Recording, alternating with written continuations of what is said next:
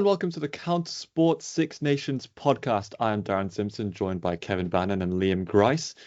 And as the Six Nations took a little break over the weekend, we thought we would do a quick Lions tour chat. As I don't know about you guys, I don't think this is one of the best Lions squads that's going to be coming up in the summer, but it might just be one of the hardest to pick in certain positions. And then we'll do a quick preview at the end with the games coming up this weekend where the Six Nations could be decided. Kevin, I'll start with you. We've spoken a lot about the fly-off position in the last few weeks, in our preview to the Six Nations. And then as the weeks have gone on, you've got Marcus Smith, who we said was probably in contention for it. Finn Russell, who was probably in line, and then Sam Prendergast, who would probably have been looked at as a third option going into the Six Nations and then into the Lions. And then obviously you've got Finn Smith, who's come in and taken Marcus Smith's place in the England setup. Do you think what I just said there, do you think this could be one of the hardest to pick positions the Lions has had in recent years? Yeah, I mean, look, Marcus Smith, I think, is out of contention for. I think he'll go because he can play both fullback and out half. And I think when it comes to Lions tours, because you always get so many injuries and bad luck and just everything, if you can play more than one position, you're sort of nearly guaranteed to go because they'll need cover. It's very difficult to tell, I think, who's in the driving seat at the moment.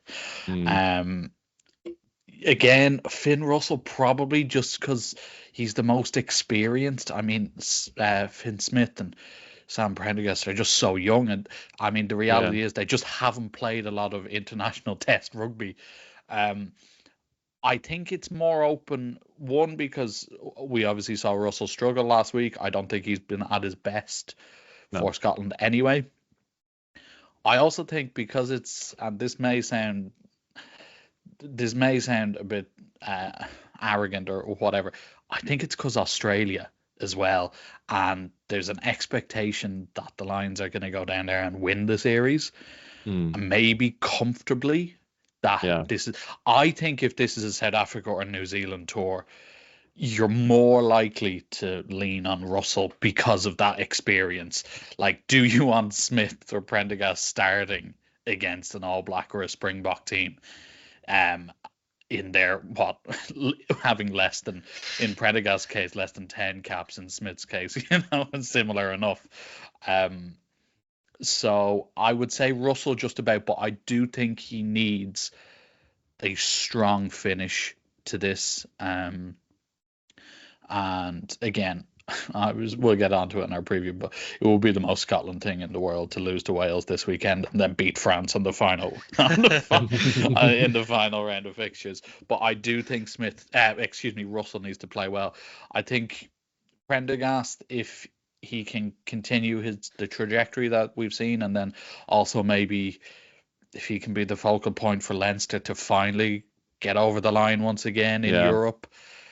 And then Finn Smith, I think, is a bit more of a look. I'll use the cliche now of a bolter, because we had to get that in there when we were talking about the Lions. Like a Lions conversation wouldn't be the same. So yeah, that's how I would say my ranking at the moment would be Russell, just Prendergast, and Smith, but it's quite close. I was gonna touch on the Prendergast Leinster situation. I think Prendergast, what he's got going from over the likes of Finn Russell and Marcus Smith is he's playing for one of the best teams and best club teams in rugby. And like you say there, if he was to take his team to potentially the URC title and maybe a Champions final as well, or even a win there, that could really cement his position. Grice, do you think there's a situation here where Finn Russell doesn't go to Australia in the summer? I know it's probably a long shot, but Finn Smith is playing very well, and like Kevin alluded to there, Marcus Smith is going to go because of his usefulness as a 15. Do you think there's a situation Finn Russell doesn't go to Australia this summer? I I get what you're saying, but I think his experience and his know-how, even if he isn't the starting in that position, it'll just make the overall transition from, say, him to Prendergast, which is going to happen eventually, that much easier. And I think that's probably what will happen in that case, because I mean, Kevin said it is, I say, only Australia, but if it was South Africa or New Zealand, they probably would be going with the experience and the know-how. But this is a chance to really, in all positions, really, have a bit more flexibility with who you take, who you start in certain games, and not, oh yeah, sort of like test things out and see how you can sort of bring the new generation through without disrespecting the old guard, and really take advantage of all this great talent that's coming through. I'm not going to say from Wales, but from the Lions pool as a whole. I will say, if you're gonna bring Finn Russell, I think he might want to know if he is starting or not. Because Yeah. I don't think you want a grumpy Finn Russell around the hotel, shall we say. So I think that decision needs to, like, if you bring Russell and just don't play him in any of the test games, I don't think we've seen him fall out with like Townsend. Obviously, I know they're best buds now again, but like it happens. So I'm not saying you need to guarantee him, but I think it's something you need to take into consideration. Yeah, and as the point that you both talked about there, this isn't South Africa, this isn't New Zealand, it's Australia. And obviously, we don't want to disrespect Australia, and I don't think the Lions squad is going to disrespect Australia either. But I mean, I think we can all comfortably agree that if the Lions don't win, it would be a huge disappointment. And I just wonder if it's going to be looked at as Finn Russell may have had a chance, but with it being Australia, I do wonder if this is a situation where you would prefer to throw Prendergast and Finn Smith into the situation and then have Marcus Smith as the fullback and then the backup. Not against Finn Russell per se, but as a situation where you can kind of look towards the future. And you both said there that if this was New Zealand or South Africa, then we'd probably say that Finn Russell was going to start. But with it being Australia, maybe this is an opportunity that they'll see to start Prendergast or Finn Smith, and maybe leave Finn Russell at home. We'll see. Anyway, we'll talk more about that when the Six Nations ends. Kevin, do you want to talk about any other positions you think could be contentious in going into that Lions tour?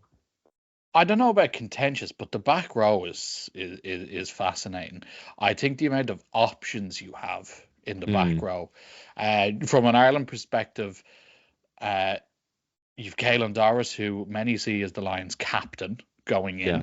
You also have Jack Conan, who started the last tour at number 8. You Tom Curry. You've Liam's favourite player in the world in Jack Morgan there. So I think, and I'm sure I'm missing someone as well, but like that you've Courtney Laws who can play the back row as well. You've Atoje who can also play back row. Now, to be fair, I'd imagine he'd go Atoje in the second row. But like it is one area of strength, and I feel like someone, again, you obviously have to put a caveat that injury dependent and everything, because again, every Lions tour, someone misses out through a devastating injury, like in the first training session, it feels like. But for me, I think, that back row is really interesting to see what he does with it. Again, you look at, because it's Andy Farrell, does he go with the lads he knows in your Conans, your Van der Fleers, and your Caelan Doris's? Because Gatland used to do quite a bit with Wales, which, fair enough, that's part of the job. I just think it is. I think there'll be one, when the squad eventually rolls around, they'll be like, Jesus, how did he miss out? Yeah. He didn't take Jack Morgan. That'll probably be it. Yeah, no, but to be fair, I think Morgan is going to be one of the few Wales players who does go. But yeah, I think that's really, and you could also look at the fullback as well. Do you go Blair Kinghorn? Do you go Hugo Keenan? Do you go Marcus Smith? I think that's also really tight as well. Grice, is there anything you want to touch on there, which Kevin said? I think you alluded to it. The captain is obviously quite an important decision when it comes to the squad, and if you get the right captain, then it makes pretty much everything a whole lot easier. And Caelan Doris probably is the favourite, not just because he's quite a good captain, but because he knows the manager, and he's like, it's that sort of thing that you alluded to with what Gatland used to do with the Wales players. It's easier for Farrell to use him as a captain and use him as his voice to win over sort of the rest of the squad. And then Itoje is probably the other main contender, if you like, for captain because of what he's done for England in that role in the limited time he's had it. But I'm going to throw Jack Morgan's hat into the... No, I don't think he's not that experienced yet to be a captain, but he's been brilliant for us at such a young age to take on that burden in a really tough time period and come out shining. And like as Kevin said, he's probably one of, if not the only Wales player that will. I was going to ask how many Wales players do you think will make it? I'm curious. Honestly, I only think it'll be Jack Morgan. I can't see anybody else. Maybe will Ellis maybe the bolter on the that's wing? Yeah. I think for us it depends on how we end this tournament now, because we saw against Ireland that there was progression and a lot of the young players came through and played their hearts out. And if they can continue to do that for the next two games, maybe that says to the manager that, oh, go on, pick him in the squad and give him a chance in one of the tests. We'll get pity caps, I think, is what Wales will get. What about what happens when Lewis Rees-Zammit is cut by the Jacksonville Jaguars? He can stay in America.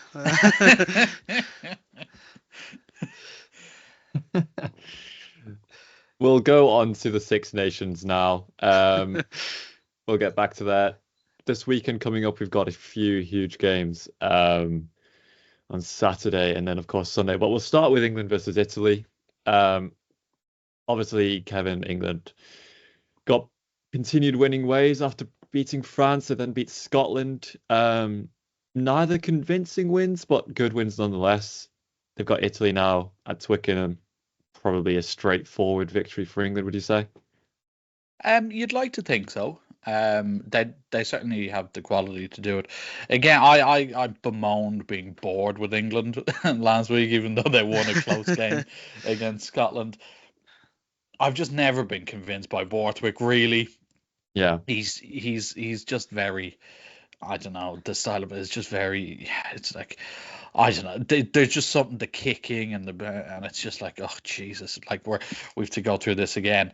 And on the other hand, even though they're not great, and obviously they got battered last week. I think Italy have the potential to play some of the best rugby. When it's too inconsistent, obviously, but when they get going, they can really get going. You'd expect England to win. It's at home. I think Italy will want to make a point of being more competitive and let's be real, in the first half they were relatively competitive against France, and then they just gassed, and France were just so ruthless. I wouldn't be surprised if Italy again are sort of in this game into the second half, and England need to step it up a bit. Now, having said that, England could ball their way to a 20-point lead at halftime and it will be over. But yeah, I think because it's the Sunday game as well, and obviously the big game is Saturday, which we'll get on to. I think you're hoping for a decent game that England will sort of do enough to win, but Italy will keep them close. And that's what I'm hoping for anyway. Yeah, Grice, just touching on that. Do you think this Italy obviously beat Wales a couple of weeks ago now? For an Italy point of view, they probably don't want to come away from the Six Nations having only played well against Wales, if you know what I mean, because they should have done better against Scotland, and they did really well last year when they nearly beat France. They beat Scotland, and of course they beat Wales. This is probably their last chance before they face Ireland in the last round to really put a bit of a nail down and show that they are still a good team to be considered a future contender. Do you think that they're capable of doing that this weekend? Well, yeah, Italy have been making tremendous progress over the last few years, and that's full credit to them and the way they've sort of changed their entire culture Yeah. when it comes to really taking rugby seriously. And we've definitely seen the result of that on the pitch. It's nice to see that they can be competitive when they turn up. And as Kevin said, it's not consistent enough yet to put them in the upper echelons of the table, but there are sparks of quality in this Italy side. And if this game was in Italy, I'd probably be a bit more favourable towards them, as you know, as you said, they have a point to prove now. They've not performed well in their last game. This is a chance for them to react now and make a statement and prove, no, you know what, we are on the up. We do deserve to be here and we can compete with the best teams. But despite it being, with it being at Twickenham, I just can't see anything other than an England win, unfortunately. I hope, as Kevin said, it is a close one. Even as a person who has to watch Wales, had to watch Wales week in, week out, England do bore the hell out of me when I have to watch them. But it's, as much as I want to be different and go, yeah, Italy can get a result here, it does just seem pretty straightforward. England win at home to maybe put them in contention of a second place. Yeah, I mean, do have as to. well, like Italy have also never beaten England. Yeah. Yeah, there is that, and I get you're right. England need to win this because they have a chance of winning. They still have a chance of winning the whole thing. So, they need to Be win these home games. Yeah, 100%. Yeah, for sure. We'll move on to the Saturday 4:45 game, Scotland versus Wales. Grice, I'll stay with you. Scotland obviously lost against England 2 weeks ago. They are probably not happy in the way they did lose. But I made a joke that what does Scotland really have to play for now, because they haven't done the one thing that they turn up to this competition to do. Do you think this is a chance for Wales? Although obviously it's in Scotland, do you think this is a chance for Wales to catch Scotland here? Oh, I wouldn't go that far, but it's a chance for us to actually perform again, which would be nice. And exactly, you had a good game against Yeah. Ireland at home. A bit unlucky at the end. Score probably fine in terms of where both teams are in the context, but could this be a real opportunity for Wales to say, like, look, we are getting better, we do have good players, and we're going to show Scotland right now? Well, with no basis in actual analysis, we scored the same amount of points against Ireland as Scotland did, with a considerably worse considerably worse team. So that indicates to me with more men on the field for 20 minutes. Ignore that.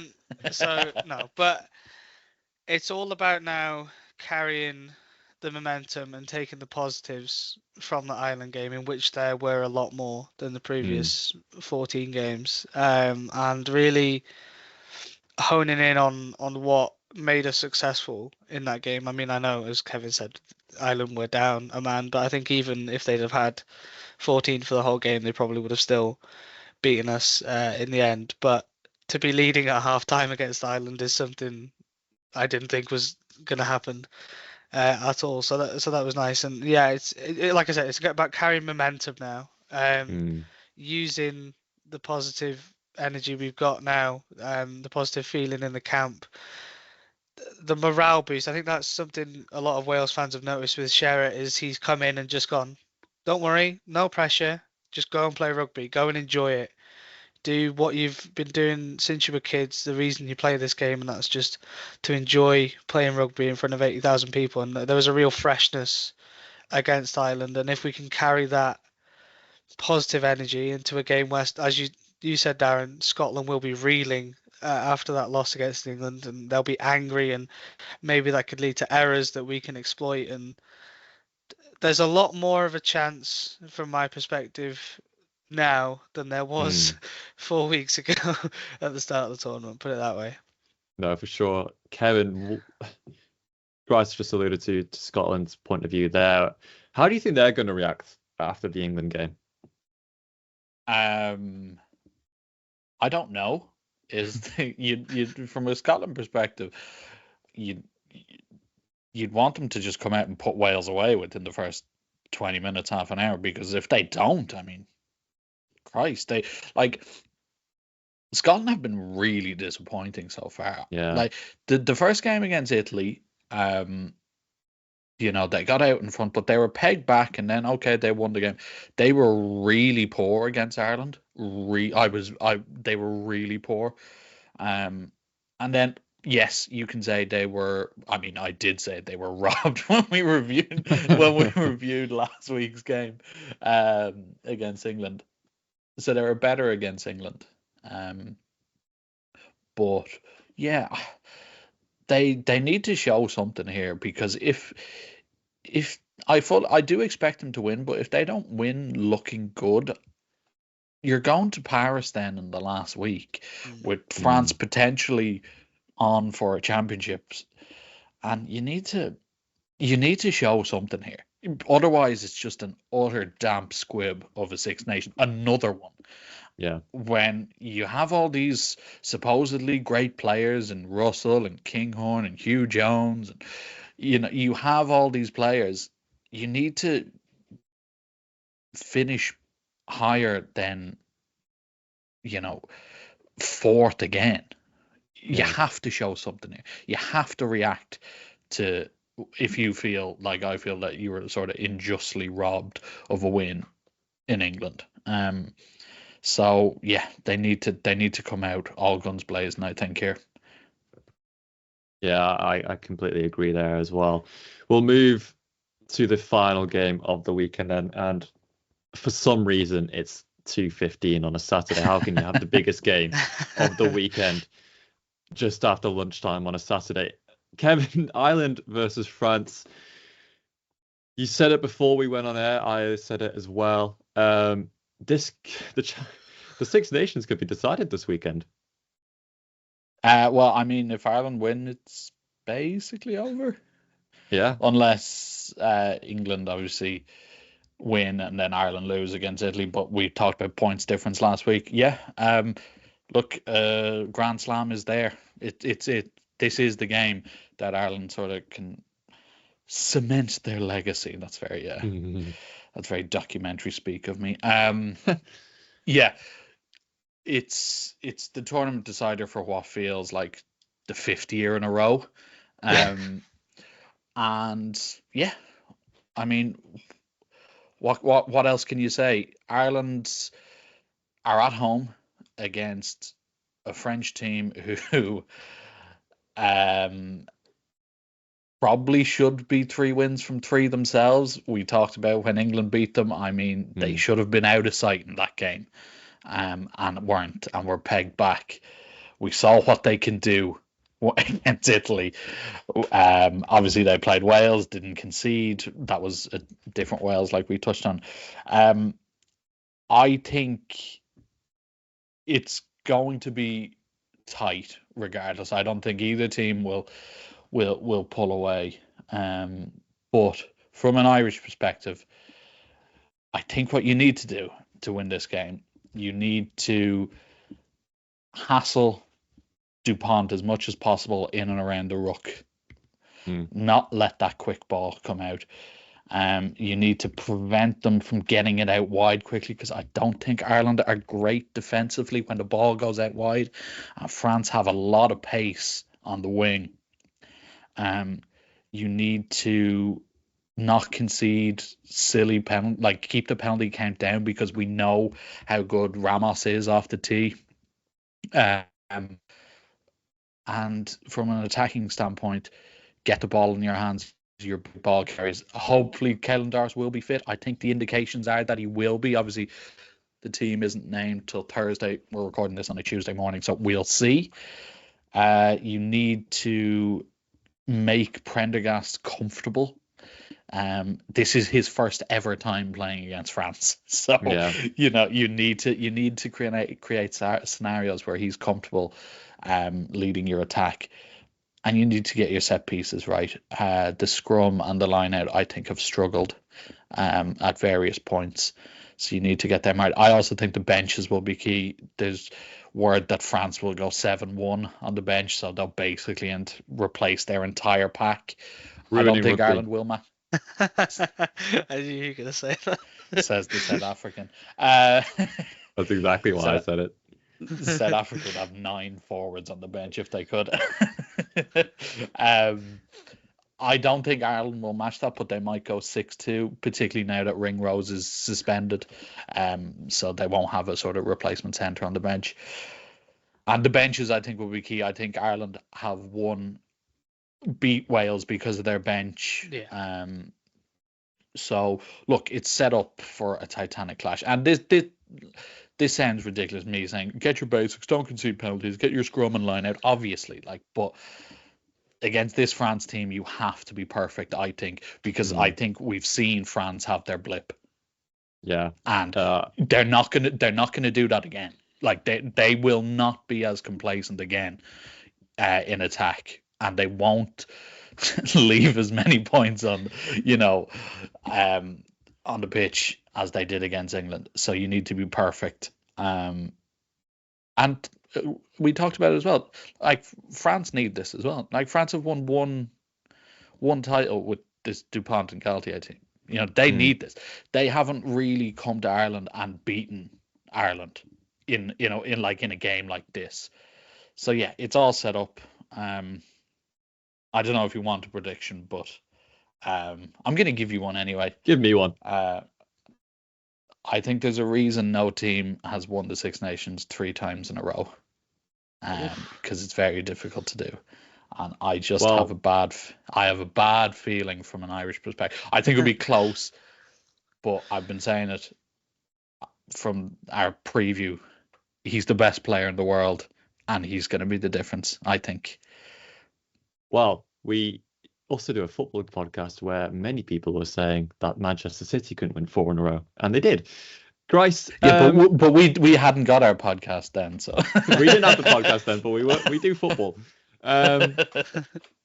Grice, Kevin mentioned it there. France have only beaten Ireland once in Ireland in the last 14 years, and that was in front of 0 fans. Obviously, France performed very, very, very well against Italy in Rome, put them away in that second half, and pretty scintillating performance.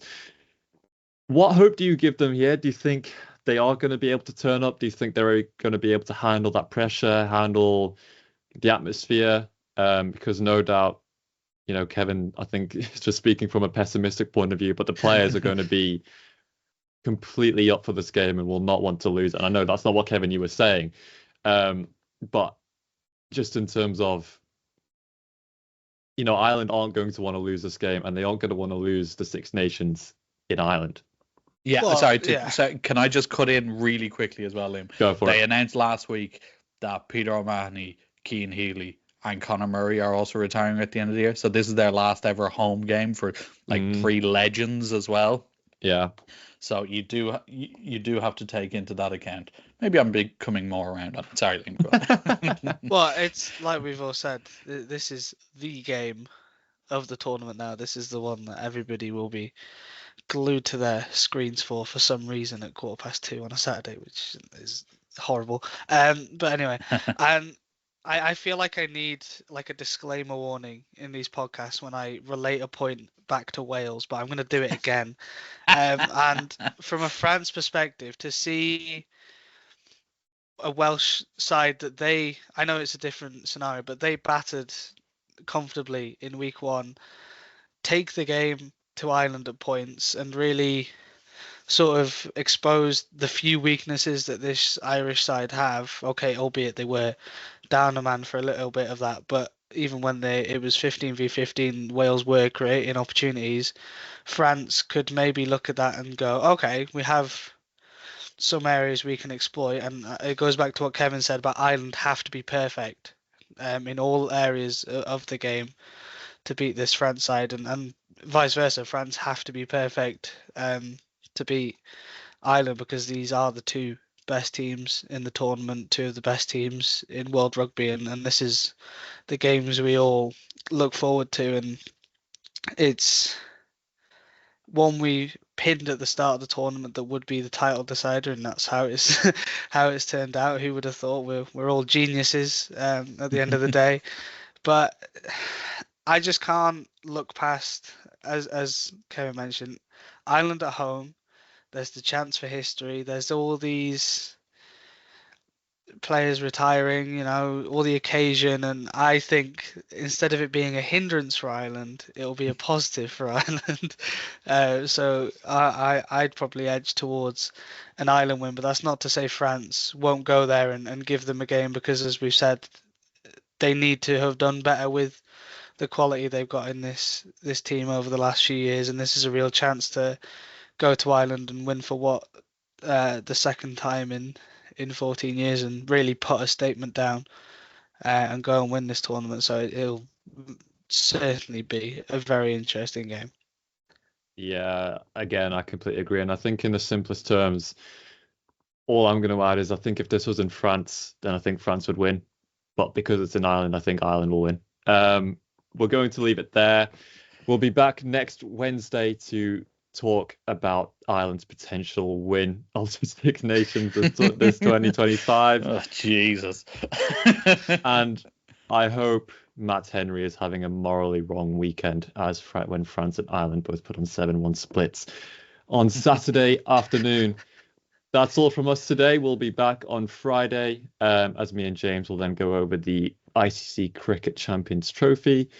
Next Monday, we'll be back to talk about the Premier League, and then potentially next Friday as well, we'll be doing Champions League talk. That's us for now. Thank you very much for listening, and see you later. Goodbye.